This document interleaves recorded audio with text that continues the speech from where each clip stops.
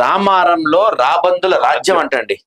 సాక్షాత్తు రాష్ట్ర ముఖ్యమంత్రి ఆధ్వర్యంలో ఉన్నటువంటి మున్సిపల్ అడ్మినిస్ట్రేషన్ శాఖలోని గాజుల రామారం టౌన్ ప్లానింగ్ విభాగంలో అవినీతి కంపు కొడుతుండటంతో కాంగ్రెస్ ప్రభుత్వ ప్రజాపాలనకే మత్తెచ్చే విధంగా తయారైంది.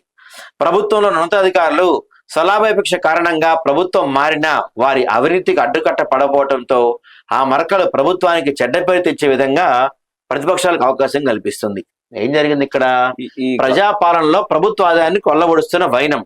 పైసలు ఇస్తే ఎలాంటి నిర్మాణాలకే ఎన్ఓసీలు జారీ చేసే నైజాం వారి సొంతం.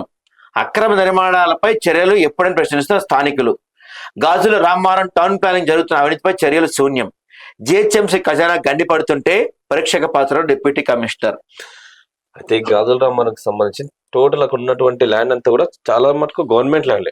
వీడు కూడా తుల్యా సింగ్ గాజుల రామన్ సెక్షన్ ఆఫీసర్. వీడిపైన చాలా కంప్లైంట్లు ఉన్నాయి. ఇక్కడ మన మల్కాజిలో చేసిపోయింది అనుకుంటా. ఎక్కడ చూసినా అవినీతి. తుల్జా సింగ్ అంటేనే నెంబర్ 1 కరప్షన్ క్యాండిడేట్. ఓకే, వీడి కరప్షన్ ఎట్లా ఉంటది అంటే చిన్న చిన్న మామూలుగా రైతుల షెట్లు వేసుకున్నా కూడా రోడ్ల పైన ఫుట్పాత్ల పైన వేసుకుంటారు కదా, ప్రతిదీ కరప్షన్. వీడు చాలా కరప్షన్ లో నెంబర్ 1. ఓకే, తర్వాత మల్లారెడ్డి డిప్యూటీ కమిషనర్ అంట. డిప్యూటీ కమిషనర్ ఏమో కానీ డిప్యూటీ కమిషనర్ మించిన వాడు. ఓకే,